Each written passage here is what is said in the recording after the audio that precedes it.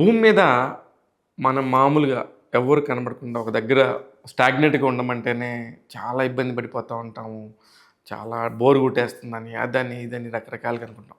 అలాంటిది ఒక వ్యోమగామి, అంతరిక్ష వ్యోమగామి 8 రోజుల పాటు అంతరిక్షంలోకి ఎళ్లి వద్దామని జెప్పేసి వెళ్ళిన ఒక ప్రయాణం అనుకోకుండా పరిస్థితులు సహకరించకపోవడంతో మళ్ళీ భూమి మీదకి రాలేకపోయారు. అది పోస్ట్‌పోన్ అవుతూ దాదాపు 9 నెలల తర్వాత ఆమె భూమి మీదకి దిగారు. ఇదేంటి భూమి మీదకి దిగటం అంటే ఎంత ప్రమాదం. అంటే ఒక 9 నెలల పాటు ఒక గదిలో ఉంటే గనక మనం ఎలా ఫీల్ అవుతాం? ఒకే దగ్గర, ఒకే చోటులో బట్ వాళ్ళెలా ఉన్నారు? అనేది నిజంగా అత్యద్భుతమైన విషయం. అందుకే సునీత విలియమ్స్ పేరు మారుమోగిపోతుంది ప్రపంచమంతటా కూడా. కానీ ఎందుకు ఓన్లీ సునీత విలియమ్సే? గతంలో కూడా అనేక మంది అనేక సార్లు ఈ అంతరిక్ష ప్రయాణం చేశారు కదా! ఈమెకు మాత్రం ఎందుకు ఇంత పేరు ప్రఖ్యాతులు ఇండియాలో వినిపిస్తున్నాయంటే, ఆ భారత సంతతికి చెందిన వ్యక్తి. అందువల్లే ఆమెకి అంత పేరు. గుజరాత్‌లో గుజరాత్‌కు దగ్గరలో ఉన్న ఒక విలేజ్‌లో పుట్టారామె. అలాగే సబర్మతి ఆశ్రమాన్ని అనేక సార్లు సందర్శించారు. సర్దార్ వల్లభాయ్ పటేల్ ఇంటర్నేషనల్ అవార్డ్ అనేది ఎవరికీ చాలా తక్కువ మందికే ఆ అవార్డ్ వస్తది.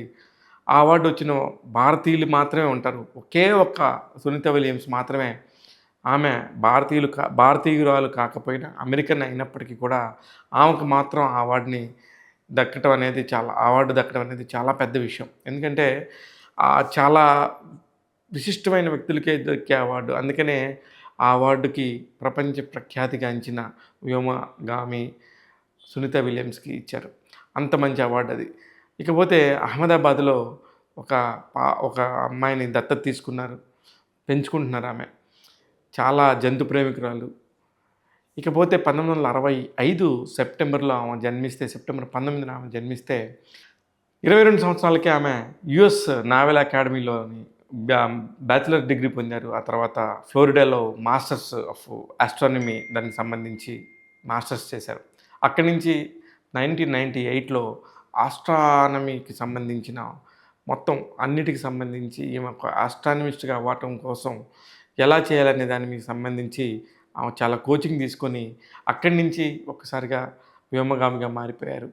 98 నుంచి ఇప్పటి వరకు 2025 వరకు దాదాపు 9 సార్లు అంతరిక్ష ప్రయాణం చేశారు. కొన్ని వందల గంటలు 600 గంటల పాటు ఆమె అంతరిక్షంలో గడిపారు.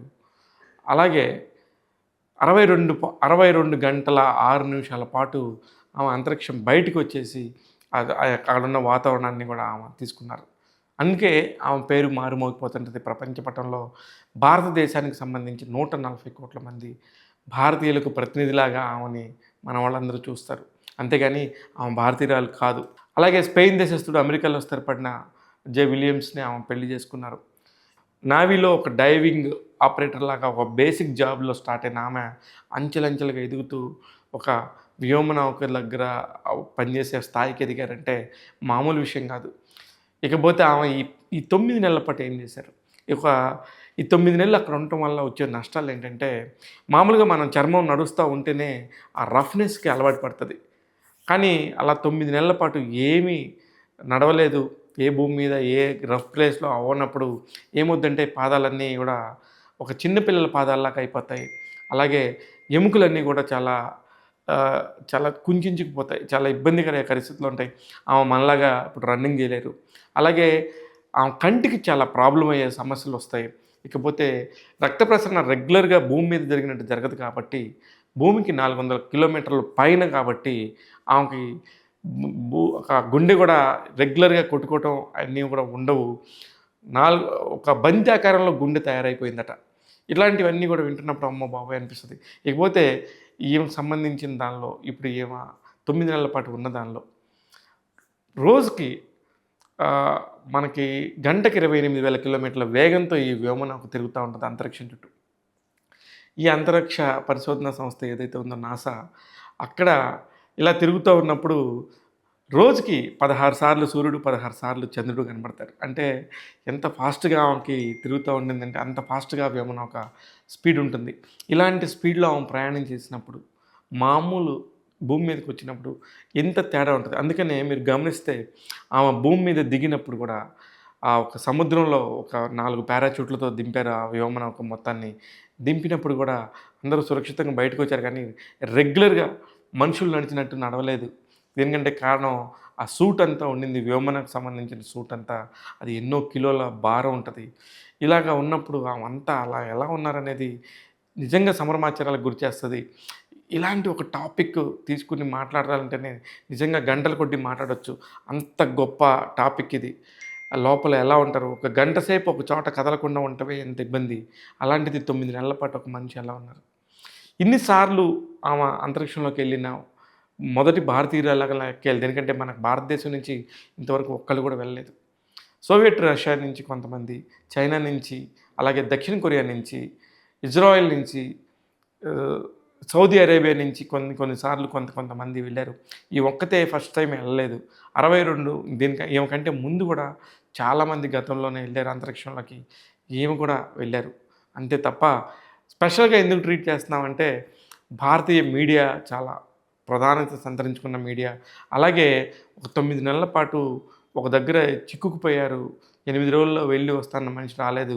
ఇలాంటి సంఘటనతోని ఈమెకి బాగా ఇంకా పాపులారిటీ పెరిగింది. ఇలా ఉండింది తప్ప చాలామంది వెళ్లారు. అక్కడ చాలామంది ఈమెతో పాటు ఇప్పటికి జాబ్ చేస్తూ ఉన్నారు.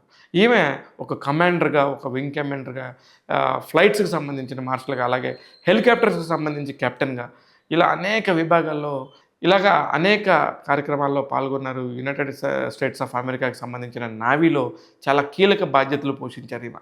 అందుకే సునీత విలియమ్స్ మన భారతీయురాలైనందుకు మనందరం గర్వపడుతూ ఆల్ ది బెస్ట్ సునీత గారు. మీరు త్వరగా వీలైనంత తొందరగా భూమి యొక్క గురుత్వాకర్షణ శక్తిని తీసుకొని నార్మల్ మనుషుల్లాగానే మారి మీరు కూడా మంచి జీవితాన్ని ఎంజాయ్ చేయాలని మనస్ఫూర్తిగా కోరుకుంటుంది టాక్ తెలుగు.